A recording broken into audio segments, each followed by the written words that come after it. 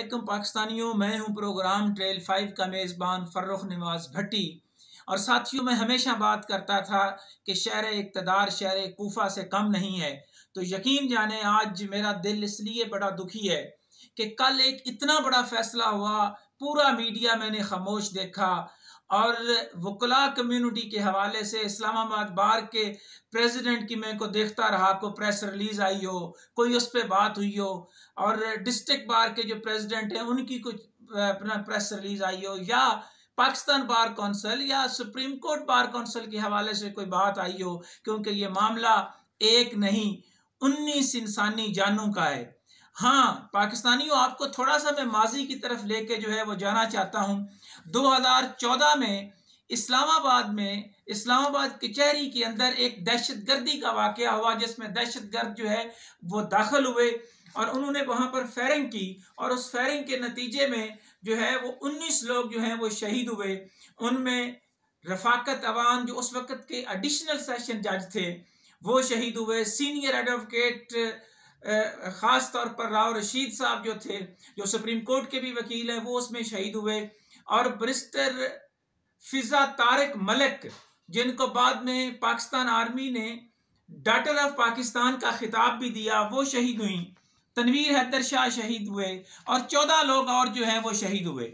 और इसकी FIR जो है वो सबसे पहले सिर्फ 4 लोगों पर दर्ज करवाई गई और थाना मारगला ने ये FIR जो है वो दर्ज की। FIR नंबर था 139/14 और उसके खिलाफ जब वकला सुप्रीम कोर्ट गए तो अज खुद नोटिस की समाअत हुई, जिस अज खुद नोटिस के बाद सुप्रीम कोर्ट ने जुडिशल कमीशन जो है वो बनाया। उस वक़्त के जज जस्टिस शौकत अजीज सदीकी और उनके साथ एक मेंबर थे, और उस कमीशन की रिपोर्ट जो है उसको पहले क्लासिफाइड किया गया, ये वो रिपोर्ट भी मेरे सामने है, और फिर डी क्लासिफाइड उस रिपोर्ट को जो है वो किया गया, और फिर ट्रायल करने के हवाले से ख़ास तौर पर कहा गया कि जनाब इसका स्पीडी ट्रायल होना बड़ा ज़रूरी है, क्योंकि इंसानी जानों का ज़िया हुआ है। और यहाँ पाकिस्तानियों में आपको ये भी बता दूँ कि इस हवाले से ना सिर्फ शुदा को कंपनसेट किया गया, बल्कि जहाँ पर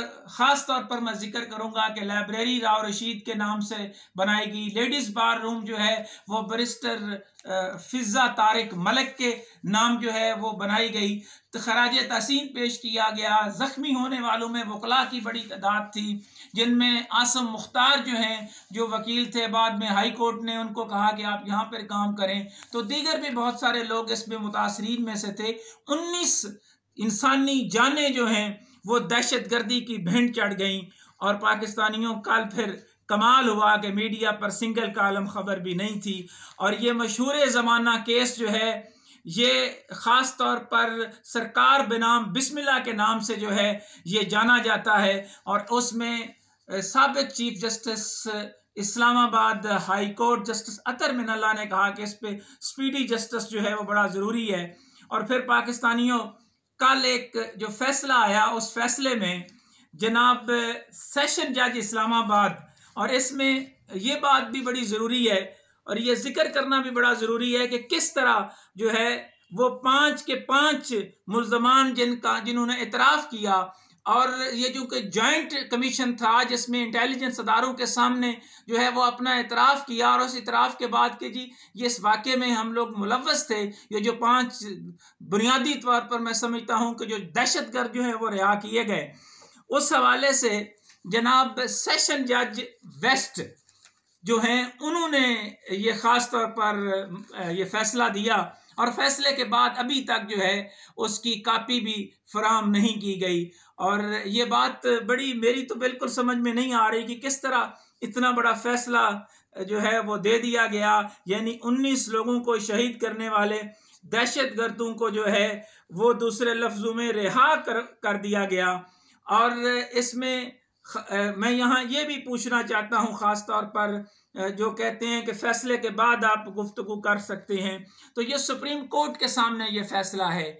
ये इस वक्त رفاقت عوام کے اہل خانہ جو ہیں وہ سوال کر رہے ہیں عدلیہ سے، پاکستان کی 22 کروڑ لوگ جو ہیں وہ سوال کر رہے ہیں اس نظام سے، نظام انصاف سے، کہ جہاں نظام انصاف کے اندر 19 لوگ شہید ہو جائیں، جن میں ایک حاضر سروس جو ہے وہ ایڈیشنل سیشن جج ہو، اور اس کا ساتھی جو ہے جج وہ ان دہشت گردوں کو باعزت بری کر دے، اور باعزت بری کرنے کے بعد فیصلے کی کاپی بھی نہ دے۔ اگلے 5 دنوں میں وہ افغانستان سے ہوتے ہوئے پتہ نہیں کہاں پہنچ جائیں گے۔ اور یہ سوال اس لیے میں اٹھا رہا ہوں کہ بات بڑی آ رہی ہے اداروں کی، شہداء کی، تو کس طرح شہداء کے خاندانوں کو زخم لگائے جا رہے ہیں۔ میں سمجھتا ہوں کہ سپریم کورٹ آف پاکستان کے چیف جسٹس کے لیے یہ بہت بڑا ٹیسٹ کیس ہے، پاکستان کے میڈیا کے لیے، جو سیاست جمع سیاست برابر سیاست پر کھیل رہے ہیں۔ ان کے نزدیک کیا 19 انسانی جانوں کی کوئی قیمت نہیں ہے؟ کیا ٹی وی چینل کی سکرینیں خاموش رہیں، میڈیا خاموش رہا، سارے جو ہیں وہ نیا چیف کون سا آئے گا، کون لگے گا، اس پر بحث کرتے رہے؟ اور اس دوران جو ہے 19 لوگوں کو شہید کرنے والے 5 لوگوں کو جو ہے وہ باعزت بری کر دیا گیا، اور باعزت بری کرنے والے طاہر خان، اور اس میں ان سے بھی میں یہ سوال جو ہے وہ ان کے سامنے رکھ رہا ہوں، ان سے پوچھ رہا ہوں کہ جناب آپ بھی ذرا بتا دیجئے گا کہ کس طرح جو ہے وہ سارے لوگ جو ہیں وہ باعزت طور پر جو ہے وہ بری کر دیے گئے۔ طاہر محمود خان صاحب، آپ اس وقت سیشن جج ویسٹ اسلام آباد ہیں، اور دہشت گردی کی کورٹ میں جب آپ نے فیصلہ سنایا تو آپ اپنے رب کو حاضر ناظر جان کر یہ کہہ سکتے ہیں کہ آپ نے انصاف کے تقاضوں کو پورا کیا؟ کیا آپ کو رفاقت عوام کی روح جو ہے وہ سوال نہیں کرتی ہوگی؟ کیا راؤ رشید سے لے کر تنویر حیدر اور فضا طارق ملک جو ہیں وہ آپ کو نہیں آتے ہوں گے؟ 19 لوگوں کی شہادت آپ کے نزدیک کوئی بڑی شہادت نہیں تھی، اعترافی جرم کے بعد بھی ان کو رہا کرنا کیوں ضروری تھا؟ کیا کہیں کوئی چمک چل گئی تھی؟ اس حوالے سے جناب عزت مآب سیشن جج صاحب، یہ سوال آپ کو یہاں نہیں تو کہیں دینا پڑے گا، کیا اس سیشن جج کے خلاف ریفرنس نہیں بنتا؟ یہ کون سی توہین عدالت ہوگی کہ جی وہ جی توہین عدالت ہے؟ اب تو جناب نے فیصلہ دے دیا 19 شہیدوں کے لیے، اگر مجھ پر یہ توہین عدالت کی کارروائی کرتے ہیں تو میں اس کے لیے تیار ہوں۔ یہ وہ چہرہ تھا جو میں دکھانا چاہتا تھا، چیف آف آرمی سٹاف سے لے کر پاکستان کے تحقیقاتی اداروں کو، یہ میں پاکستان کی عدلیہ کے سامنے یہ رکھ رہا ہوں۔ یہ رہا آپ کا چہرہ، یہ رہی آپ کی رپورٹ، اور آرام سے سکون سے 5 لوگ جو ہیں ان کو باعزت بری کر دیا گیا، اور میڈیا پر سنگل کالم خبر نہیں تھی۔